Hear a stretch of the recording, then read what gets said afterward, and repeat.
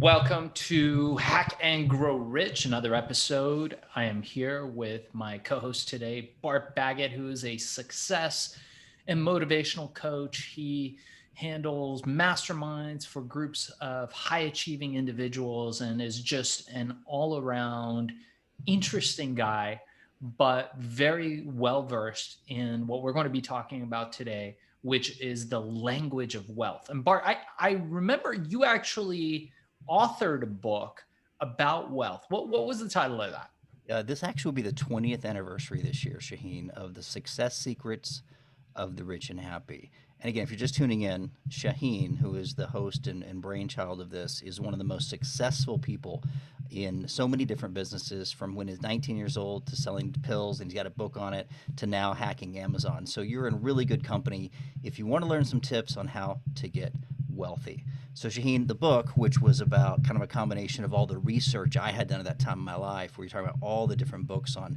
thinking and of building businesses and changing your language and changing your emotional state, from Robert Kiyosaki to Tony Robbins to NLP, like I combined them all. But one of my favorite chapters was about language, was about how to control that internal voice. And I think today's topic, we're going to show and talk about some like 5 key ideas and concepts, some language words that you need to know if you want to have an intelligent conversation with wealthy people. But more importantly, how do you train your brain? How do you train your brain in the language of making money and not losing money? I love it. I love it. So, child of the 80s, and I know you lived through the 80s, it's obvious. Do you remember, for all of you guys listening in or watching in, there was this whole decade called the 80s where I'm going to lean in like my mom does when she's about to tell me something. We did not have the internet. We did not have cell phones. And how did we follow? Do you remember who the guy was who led us all into the lives of the big ballers in that era? Who was the one guy that we all watched that we were like, dude, wow. I was addicted to the show. Do you remember the show? I'm going to go with MTV Cribs. Okay, before MTV Cribs, that was 90s. I think I'm going to miss this one, dude. I don't know. I can't wait to hear. Lifestyles of the Rich and Famous. Oh, that guy. Yes, it was so like gold and the boats and the yachts. And he's always got this English accent. We're on an island in St. Kitts. And today we're going to meet the great actor. That was him, right? Robin Leach. That's right. I mean, I remember being a preteen Iranian boy, new to this country, and that would be on, I think it was like once a week. We would be glued to the TV watching that guy. His thing was champagne wishes and caviar dreams. That's so perfect. Well, it's funny because when I was a kid, I never thought I would ever live that lifestyle because it was so out of reach to where I came from. I mean, I'm middle class from Dallas, Texas. A funny story, I was sitting in this gym with my dad, and I was like 15 years old. I said, Dad, wouldn't it be great if we were millionaires? And he looked at me and goes, we are. And I'm like, no, we're not. We use coupons to buy pizza. Like we're sitting in a $10 a month health club. And he goes, no, we live like we're poor because we have assets. And I was like, I don't understand. But on the TV show, they have caviar and they have boats and they have helicopters. And It blew my mind because in that time, even now, you think a millionaire is a lot of money. But now the millionaire is the new billionaire, billionaire is the new millionaire. But you can have $1 million asset. The book by called The Millionaire Next Door really outlines a case that most of the millionaires in America are the guys that are driving 7-year-old cars, paid off houses, and they're never the guys flashing the bling. And that really opened my eyes about the language of wealth and how to think about that, because it's not about the crib. Yeah, dude, like my circle of friends, I know lots of guys that I run with that are millionaires, and lots of guys, or I would say a handful that are actual billionaires, like real world billionaires. and I don't mean like we always talk about the LA or Miami millionaires, right? With the rented Lambos and the rented houses, and like the one guy we were talking about, he's not from this country, but he's like an online guy, and what he does is he rents a private airplane for 5 minutes, 7 minutes, where you pay $500. You're in there for 5 or 7 minutes, and you take all your Instagram photos in the private plane. Oh, I did not know. And then you get off, of course, and the next rapper guy goes on. And so this guy, he does that, and then he flexes with all those pictures. So the people I know, interestingly enough, very few millionaires. I'm the only guy I know that rolls in Porsches. And I'll tell you something. The cars that I buy and the cars that I take pictures with and whatnot, those cars make me money. I've never spent money on a car. A buddy of mine's like, dude, I just got this great deal on a lease and on a Honda. It's only like $380 a month, and I only had to put $2,000 down. And I was like, dude, I'm like, that's too expensive for me. Right? I buy high-end positive cash flow. I buy high-end supercars.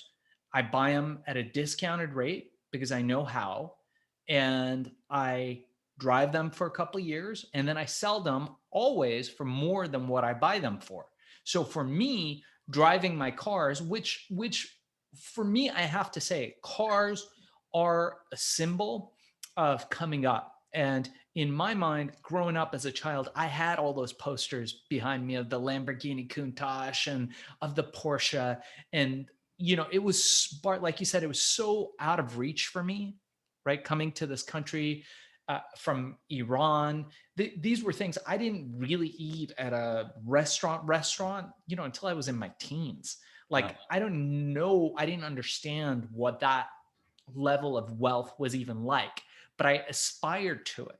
So when I get into my Porsche and I smell the leather of the seats and I turn it on, it makes the sound, and I take it out and I feel like how it hugs the road. That's a reaffirmation of the language of wealth for me. But with that said, knowing that, I don't get attached to the cars. So in 2 years, when I'm ready, in a year when I'm ready, or when somebody makes me an offer that I think is great on the car, I end up reselling it, and then I'll buy another one. But my cars actually end up being an asset because they bring me profit. And even before that, I was buying cars here and there and renting them out. And I'd had my pick. I could drive any car that I wanted. And then, I could rent them out on one of the services like Turo when it was first starting. Now it's become a little bit of a pain, so I don't really do it because there's too many moving parts. Yeah, if you calculate the value of your time, and I know how much value your time, it may not be worth renting it out. But the fact is, for somebody listening, including me, I always have been told a new car is a liability, a payment is a liability, and I want to collect assets and cash flows. One of the new wealth movements, especially among the 20-somethings, is just getting high cash flow properties in bad parts of the country so that they can immediately quit their job. So their goal is to quit their job, have assets, and have positive cash flow, which may not necessarily be the fastest way to the most wealth in the end. As you know, real estate's gone up 15-20% as we're recording this. So if you had a $2 million house in LA, it's worth 2.7 now, right? It's really gone up tremendously compared to a bunch of apartments in Iowa. So there's a lot of negotiating how to do that. But let me ask you about the car thing, because we're talking about language. I don't think you could negotiate or know if you got a good deal if you didn't speak the language of exotic cars. Like if you didn't know about exotic cars. Sure. I think you got to have that knowledge, right? But you can split up language in a couple different ways, I think, Barton. And I think you might agree with this, that there is self-talk, how we talk to ourselves, how we talk to others, right? And how we hear what's spoken to us. So I'm happily married, beautiful wife, beautiful boy. And I know that oftentimes when I talk to my wife, despite the clarity of my language, what she is hearing is something very different than what I am saying. So I think for our viewers and listeners to this podcast, We got to be clear about being able to, first and foremost, as we enter this conversation about the language of wealth, understand that there are at least three parts. And you, if you want to add on to this, by all means, I'm making this up as I go along. But there is the language that we speak to others, the language that we speak ourselves to ourselves, and the language that we process and take in. Would you agree? I've never heard that model, but I think it's brilliant. So there's what's said, there's what's basically what's heard, and then I would add even an umbrella, which is if you don't have a clear understanding of any of the physical vocabulary words, you're going to be left behind. So even if you're in a relationship and you all speak the same language, your meaning of being loyal and her meaning of being loyal may be different. And that becomes a value conversation. And then you can have a huge fight. Let's use the word respect. It's probably the most common one. Your definition of respect and mine are probably a little bit different. And more importantly, Shaahin, what makes you feel disrespected? Like that's a deeper conversation to have with your business partners and your spouses, because even though we think we know what the word means, when we get to interpret it about a self, about ourselves. So if I say, Shane, you really disrespected me on the show when you said this, and you're like, dude, I didn't, what do you mean? I said you're that. And I'm like, well, what I felt was, and then you have this friendship conversation or relationship and you work it out. But that kind of disrespect or conflict is what causes wars and lawsuits and partners to break up out of really good businesses, because even though they speak the same language, when I referred to vocabulary, I was literally saying that I can't go buy cars like you because I don't know the exotic and fast car business. I couldn't speak the language. They would see me coming and they'd say, like, that's the sucker. That's a newbie. That's a rookie. But you know what? I can speak the language of Bitcoin and real estate and book publishing and all the other things that I'm expert in, right? And 10 years ago, we weren't. So I guess one of the lessons I want to convey is that if you're new to any industry, real estate or investing or book publishing or Amazon, you got to do a deep dive into the business like you're in college. And as if you were studying golf or podiatry or anything, you're gonna acquire a big set of language of words. And when other people know those words, they'd immediately resonate with you. So I stopped by, just to give an example, I stopped by the Comedy Store recently, one of the comedy clubs, and immediately they knew I was professional because I spoke the language. I knew the inside language. A 5-minute set, 7-minute set. What's your hook? What's your callback? I knew the language, and they were like, "Oh, this guy's probably pretty good." Otherwise, you're on the outside looking in, hoping for acceptance. Now, obviously, no one here necessarily wants to be an actor or comedian, but whatever industry, if I've sitting down with a filmmaker, I know you've made films, right? We both made films. We can talk about budgets and films and sets and DPs and art directors with confidence because I know the language. If I didn't know the language, I couldn't have the conversation. So to go back to what you said, I would add that the language matches each one of those three categories that you mentioned.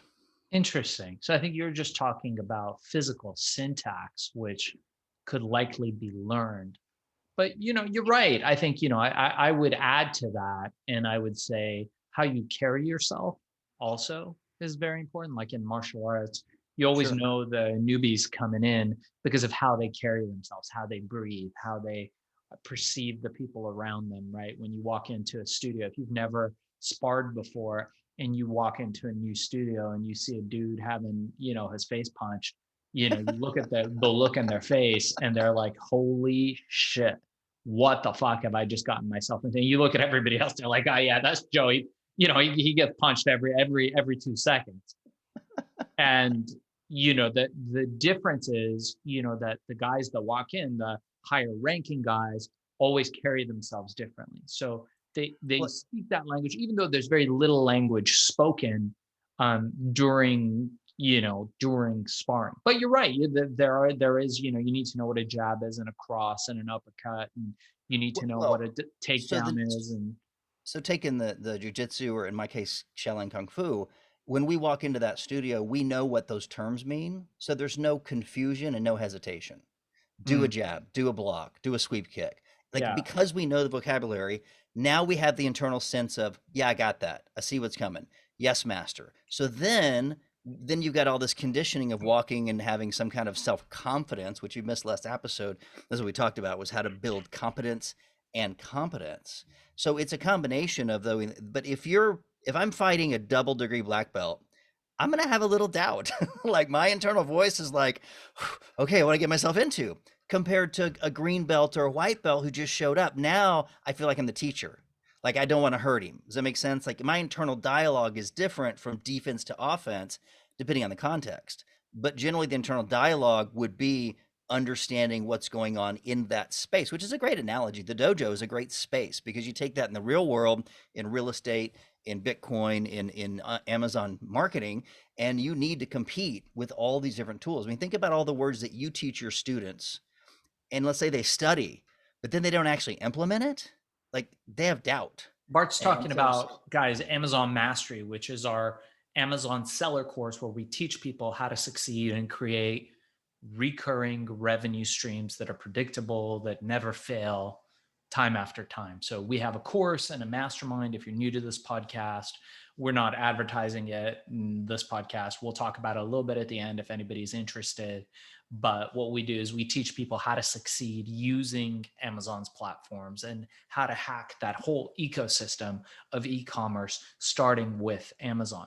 And actually, what's interesting there, Bart, is that selling on Amazon, especially for new sellers, and this applies across the board to people who have experience selling in other platforms. This is to your point that there is a whole different language of selling on Amazon that allows people like yourself, like myself, who don't have the millions and millions of the big Fortune 50 corporations that are my clients, the Fortune 500 companies that hire me and they pay my rate and I do the work for them. We can compete with those companies now because of that language. But I will challenge you here in that language is not just the words. Copy is very important when you're selling on Amazon. And in your world of marketing online, you know how important copywriters are and writing those words. But it also extends out to the images. How you display those images is a whole language on Amazon. How you take the photographs, pricing, super important, right? What is the language of pricing for selling on Amazon? So I think this is a very powerful topic, Bart, that you've actually chosen, because can language extend out beyond all these other things? And we can even go into neurolinguistic programming. The map is not the territory. How do we create maps where people are influenced? And is that a language? Well, NLP is definitely a version of sorting and cutting language and analyzing the internal voice to if someone's not familiar with it. It's definitely not an easy thing to define because now that it's been around for almost 35 years, it's in every communications book and every college in the country. You still hear elements from it from people like Tony Robbins and those people, but the language of English can be directed like copywriting to end up for people taking action. And that, of course, is a whole copywriting conversation to how do you elicit emotions and curiosity to take action and read that Amazon and go, whoa, this must be the best because there's 5 testimonials because they're doing all the strategy that you teach. But here's my point is let's say that someone goes to college for being an architect and they all pass. So they all have the vocabulary words of an architect. But why is one of them really successful and most of them can't get a job? Like that's what I'm talking about. So yes, you have the language to get in the room. If you're going to get into a new industry, you got to take the seminars in real estate. You got to take the seminars in Bitcoin. You got to do the work to be able to be conversationally fluent in a new business. But I think what you're talking about is how do you control your internal voices? How do you control your external state of mind? And how do you make sure that you're having full comprehension of these ideas? So in your case, we go back to the car analogy, you know what a good deal is. And then you know how to negotiate it. I know one of your close friends is the master negotiator, right? How do you negotiate on a $200,000 car that you know is worth 280? Like how do you go about that? And that's an interesting conversation. Yeah, for those of you guys who don't know my book, which hasn't been released yet, but will be released, Billion: How I Became King of the Thrill Pill Cult. I just got the hardcover copy. Has a foreword by Chris Voss, the FBI negotiator who wrote Never Split the Difference. And I talk to Chris often about negotiation and those tactics. So it's interesting. You're right. You do have to know the language. You do also have to have the 3 pillars that we talk about that Wayne has taught us, my friend and mentor, Wayne Boss, who talks about knowledge, courage, action. Got to have the knowledge, right? Where do you buy the cars, right? We know that exotic sports cars sell for up to 40% less in other states. So for example, a red Porsche in LA might not be a big deal because everyone's got a red Porsche seemingly, right? It's not out of the norm where we're at. But in a small town, like one of the small towns in Florida, somebody might have traded in a red Porsche. And, in the South, in one of those states, and nobody wants a red Porsche. Nobody wants to stick out in a lot of these places, like Bible Belt, any of these places. So you may be able to walk in and to purchase one of these cars for 20 to 40% less in one of these states. And just by bringing it to California after you pay the taxes and whatnot, you still have a great margin for profit. And what you could do, and there's people who teach these type of car hacks and exotic car hacks, and there's all types of classes for this stuff, which I don't espouse. I don't think you need it. I think most of the time these things are really just arbitrage, just doing just that, buying in a market that's cheaper and selling in a market where cars go for more. You can buy an exotic car, and you have to be careful. You have to make sure it's okay and not damaged and all this stuff, but it requires knowledge. But again, it's a life hack. You can drive a super rare exotic car without it costing you anything. And in fact, having it make you money. At the end of the day, it makes you money. But what about someone who doesn't have $200,000 to give that guy in Florida or that used car dealer in Florida? Where's the way to get someone to loan you that money until you flip it and pocket that 40,000? There's financing. There's special exotic car financing. A guy named Ed Bullion has a site called VinWiki, and he has a great YouTube channel that I watch regularly. He's awesome. He's like the car guy. So if you want to check out the VinWiki channel, that's VINWIKI. I've got no affiliation with him, but that's a great hack. I want to do that. I love it. Yeah. He shows you how to do that. And yeah, around Texas, you might be able to pick up cars go for less in Texas. California is one of the worst places, as is, some of the states where, you would expect it to be bad. But in other states like Texas, Florida, you can actually get them for significantly less. And if you know how to shop, if you know how to negotiate, right? All these things kind of come into play where you can do that. But here you go. So now you're driving an exotic car, but it's actually making you money. Life hack, right? You've learned how to hack the car that you drive, your transportation. You do the same with your house. I have a beautiful house near Abbot Kinney, which is a really fancy street in Venice. And when I buy my properties, what I do is I always make sure that there are either 2 buildings on there, or that I can build what's known as an ADU, or an additional attached unit. That's what I'm talking about. ADU. That I can rent. And 100% of the time, renting out that ADU pays the mortgage and then some. So owning that house is free. Someone's paying for it. I live on one side for free and I rent out the other side. And so my house makes me money. Rich Dad, Poor Dad, I think it's Robert Kiyosaki talks about this. He talks about how your house is not an asset. And I remember looking at this and going, dude, my house is totally an asset. My car is everything I do is an asset. And on top of that, you can apply that to every aspect of your life when you're shopping. We can do a whole podcast. I teach it in my course of how to shop with little or no money and actually make money when you shop. It's completely possible. We do it all the time, right? There's all types of, like, for example, selling on Amazon. There's all types of websites that will give you free or near free product in hopes that you will buy it and drive their ranking up. And also for hopes that you will buy it. And out of the principle of reciprocity, we talk about Cialdini's influence and persuasion, that you will feel obligated to leave them a positive review because of Amazon's terms of service. Right. They cannot ask you publicly for a review, although the Chinese, Russian hacking community tends to do that now. They have no fear. But if Amazon catches on to that, they shut them down. So now what they do is they just go based on reciprocity. So there's ways, there's websites like Brad's Deals, which free plug for them, amazing site, which this guy has a whole team of people that go all over the internet finding these ridiculous deals and posting them on a newsletter. And so, you know, I've got a lot of students that just use that site to buy these deals from one site, like they'll buy from Walmart and they'll sell on Amazon, and they'll buy from, you know, Macy's if they're still in business, and they'll sell. They buy hundreds? Walmart. They buy hundreds or just buy single units? Oh no, they buy hundreds, as many as they'll let them. Some products they put limits on them, but you can do that. So you can do that and it'll pay for itself. Like when Facebook came out with the Oculus, the new Oculus headset, they were going on Amazon for $200 more than what you could get them for at Best Buy.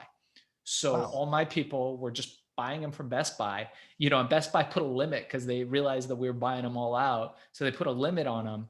And then, you know, the people in our course figured out a workaround. So we have this mastermind within the course, which is awesome because all the people are active Amazon sellers. So it's like all of a sudden you have close to 100 people that are doing the same business as you are. And everybody puts their mind together to solve these tricky problems of e-commerce, of selling on Amazon, selling on eBay, selling on Walmart, selling on Etsy, and all these different marketplaces. So it's like you've got a piece of a puzzle missing. Instead of working in a vacuum, which I always tell entrepreneurs, do not work in a vacuum.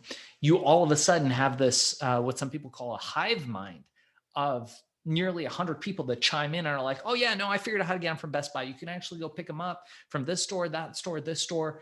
And you know, everybody in my course has the Oculus headset now because everybody kept one, because it is a seriously awesome piece of equipment, but they didn't pay for it. They got it for free. How did they get it for free? Well, they just bought a few extra and, you know, it paid for it. And for the ones that were super crafty, they managed to make some money from it. So your house is paid for.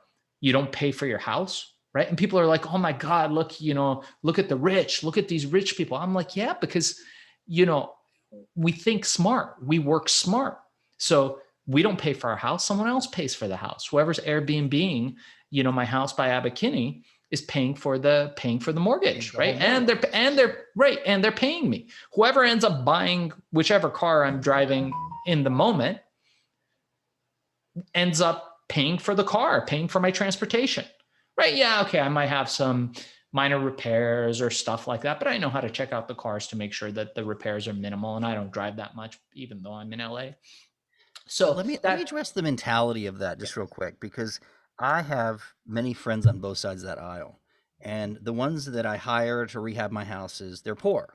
And they say things like, that guy's so selfish, and that guy's so tightwad. He doesn't spend any money. He's always looking for a discount. And their perception is, because we drive nice cars or have a bunch of houses, we're really rich and we should be throwing our money around, right?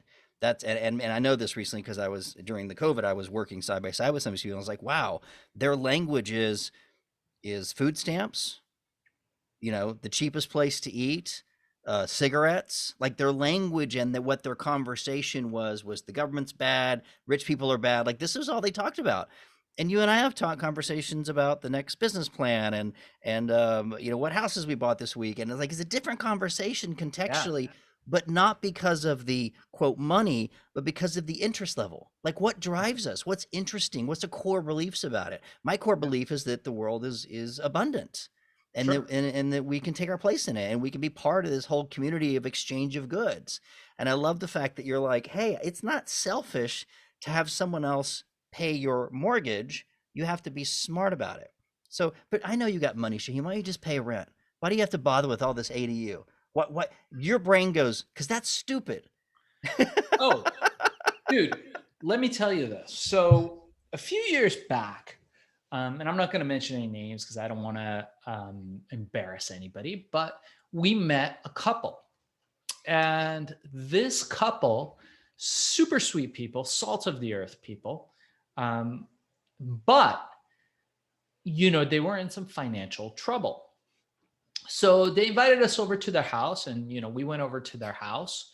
And mind you, still, to this very day, I rent out half of my house Airbnb, right? It's an attached house on the same. Yeah, you don't see them. You don't have to deal with them. I don't, occasionally, but I've got it systemized. My cars, like I said, they all make me money. Everything I do, every component of everything I do is hacked in a certain way. If I travel, we use airline miles. We travel first class everywhere. Right. Business class, now they don't have so much first class, but you can go business class everywhere. We stay at great hotels. We eat amazing meals, and everything somehow comes back to being net positive for us. Right. And people talk to me about this, and I'm going to tell you the story about this couple. Is that, so we sat down with them, and I looked at the stuff they bought, and like, man, like the wife, she's buying designer clothes for their, at that time, 5-year-old boy. Like, she's buying $90 shoes for a 5-year-old boy when they are broke. They were broke. Buying grass-fed organic filet mignon at Whole Foods. And I remember telling them, they're like, well, do you buy that? It's like $40 for 2 pieces. I'm like, no, I mean, I could eat that all day long, right? The money doesn't, the money is important. But what I do is I have a subscription service that is one of those, services where it's fantastic. It's called Crowd Cow, another great one. Also not affiliated with them, but I strongly recommend them.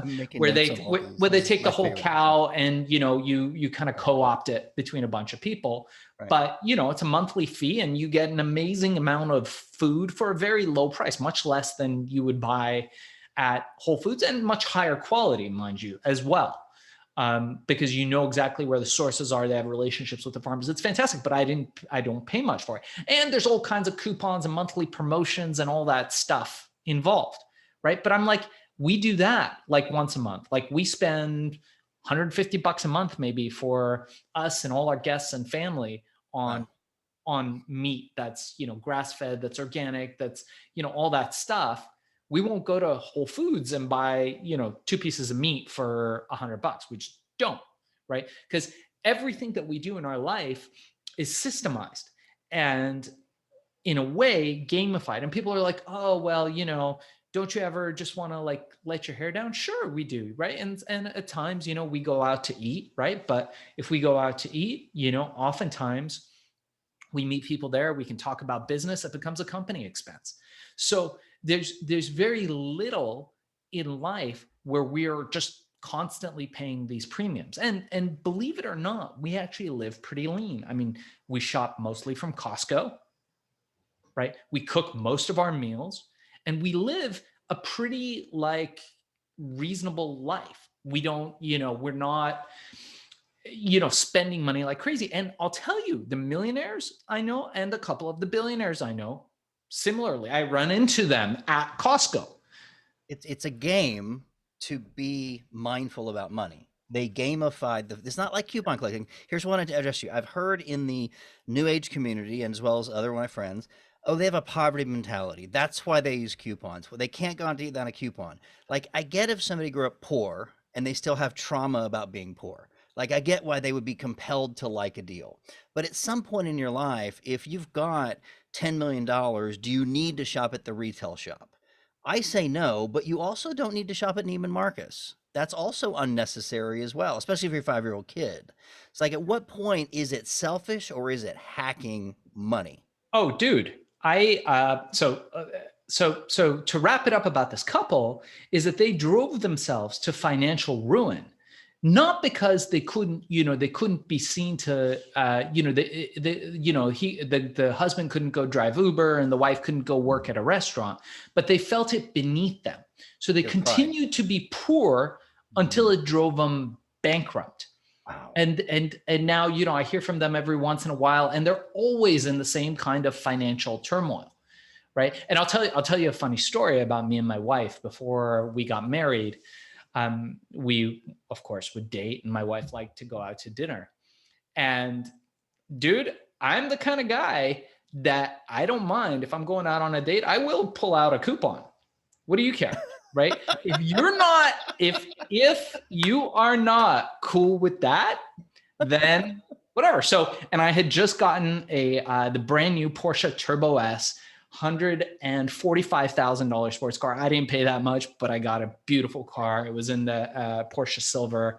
Loved this car. Picked her up in the Porsche. She'd come to LA. She's like, "Oh, I've scored. This guy's gonna be loaded. Woo woo!" Yeah. Well, no, my wife was never like that. So that's I loved her.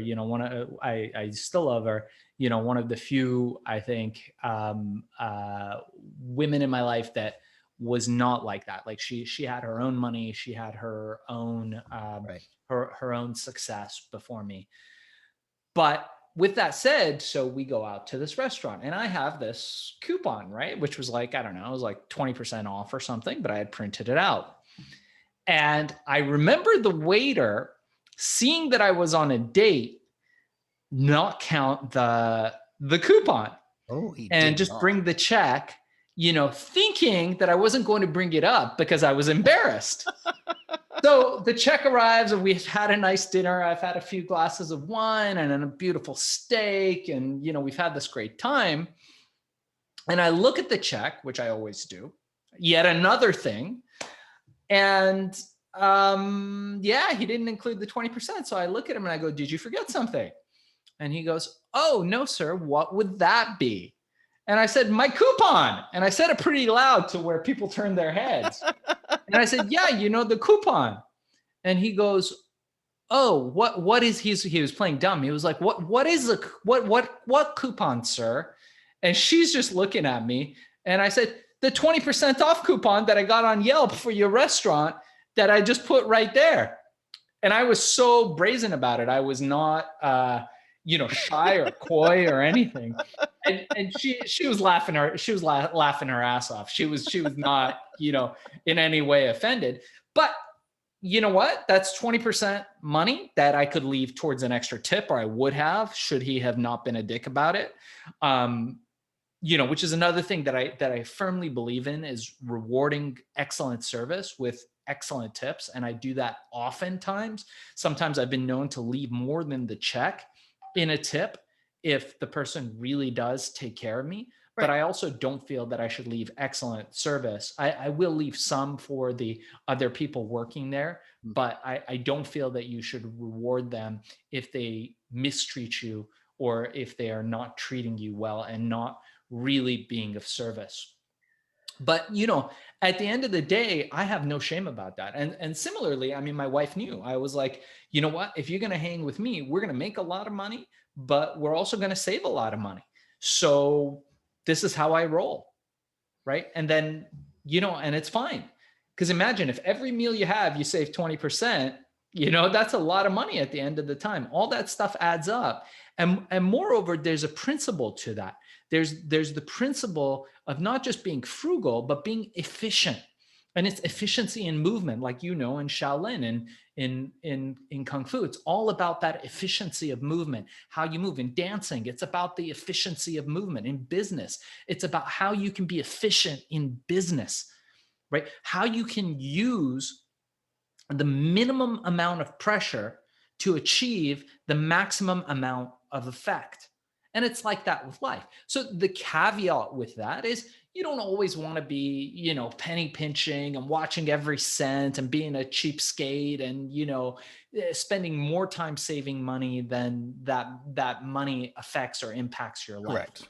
And right. And that's drive across town for 3 hours to save $5 on tires. That doesn't make any sense. But it would make sense spending 10 minutes searching for coupons for tires instead of just rushing out and buying new tires. Why would you not do that?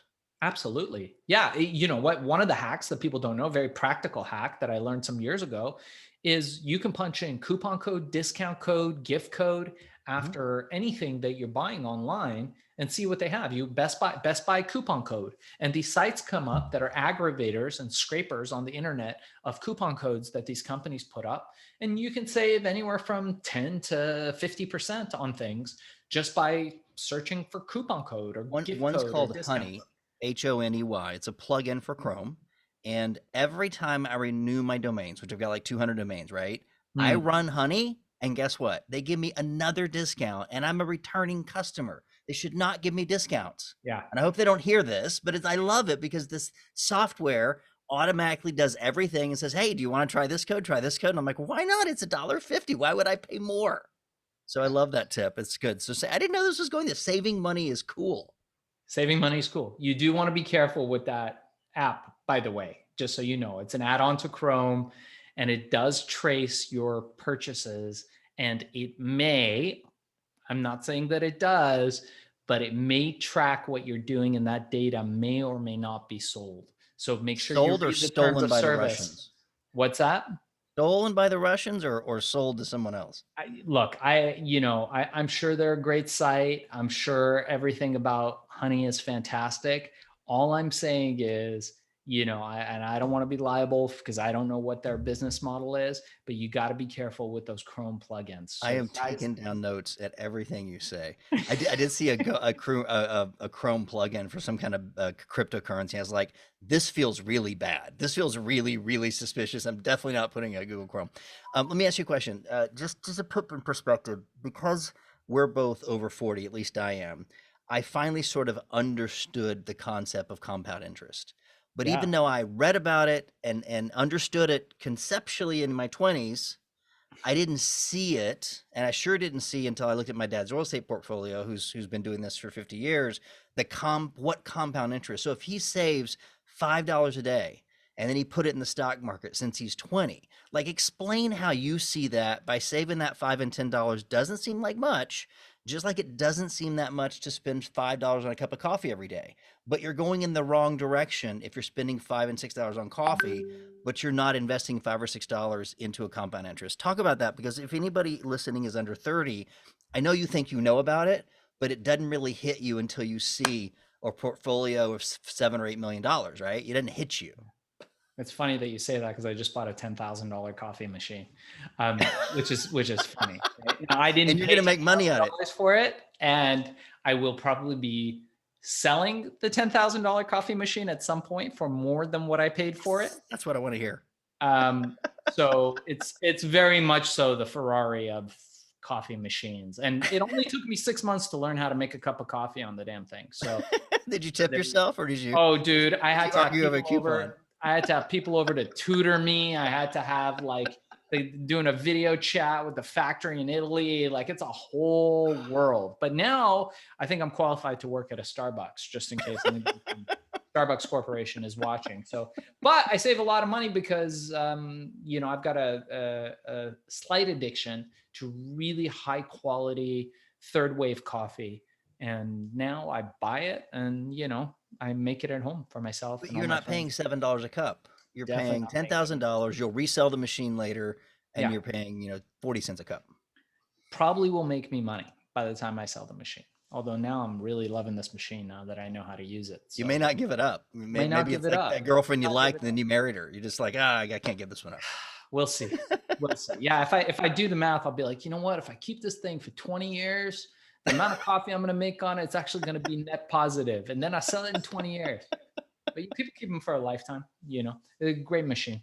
So, I think, and, I think we got to wrap up in a couple minutes. So where were we again? I wanted to ask you how you explain and are going to explain to your kid compound interest. Oh, compound interest. How saving $5 or $10 a day doesn't seem like much. But if we'd have stuck it in Bitcoin 10 years ago, Shaahin, which I know both of us were playing in that field, but what would have happened if every time I saved $5, I jumped on boom. How do you explain that to someone under 30 years old listening? So there's a fantastic book, a phenomenal book on just that called The Psychology of Money. And I think it is a canon on financial well-being. If I had that book when I was in my teens, if I had read that, it wasn't written then, but if I had read it in my teens, I would have been infinitely wealthier by now. And if you'd applied it and read it, right? If I read it and applied it, yeah, but I'm pretty good at applying stuff that I read, So I think, that book alone, I think is going to be one of the top life hacks. And maybe we'll get him on the show. He's a journalist. And we can ask to interview him, so I can reach out and see if he wants to be on the show. But I think his blog the guy that wrote that. His name escapes me now, but we can add it to the show notes. The Psychology of Money, fantastic way. He talks about Warren Buffett, the where they call him the Oracle of Omaha. Omaha, yeah. And how the reason why he's one of the top 10 wealthiest guys in the world, and there's other guys that make way more than him but are not as wealthy as him, is just because of compound interest. It's just because the guy has been saving for so long. And by the way, a guy that lives pretty darn frugally, right? You see his house, right? It's a nice house, but it's not like, it's not MTV Cribs worthy, right? You see his office, he's got like a file cabinet and Doreen, the secretary, bringing him his Coke and his And what was his 2 rules? Do you remember? 1, don't lose money. Yeah. 2, see rule number 1. And I'll kind of wrap the show on this note. You played the game Monopoly. We all have as a kid, right? Maybe you've played the game of Cash Flow by Robert Kiyosaki. And what happens is 1 divorce, 1 bankruptcy, 1 bad partnership, you have to start over from 0. And so not losing money compared to losing half, it's a real uphill battle in Monopoly when someone takes your hotel. Like you can't win, right? Yeah. How do you address that concern as we wrap it up today? Yeah. And you and I have talked about this before, and we can totally wrap it on this, is that one of the things I learned, and it seems so simplistic now that, I'm selling on Amazon and, we're talking about foundational thinking, how you build the foundation for making money when you're a new seller on Amazon, when you're building e-commerce empire, and having that be one leg of the foundation, having another leg be real estate, having another leg, be some money in the stock market, and then having another leg be, what could be your job or your career. When we talk about that, one of the things that I always like to remember is something that I think is probably one of the most pivotal things for me, realizing that I'm really, really good at making money. I haven't been very good at keeping it. And the point that I'm making is that there are 2 parts to making money. Part 1, making it. Part 2, keeping it. And each part is equally as important. So with that said, Bart, if people want to get a hold of you or find you or to read your book, how can they do that? Yeah, just jump me up on Twitter or Instagram, Bart Baggett, BartBaggett. I answer all the Twitter messages as well as Facebook.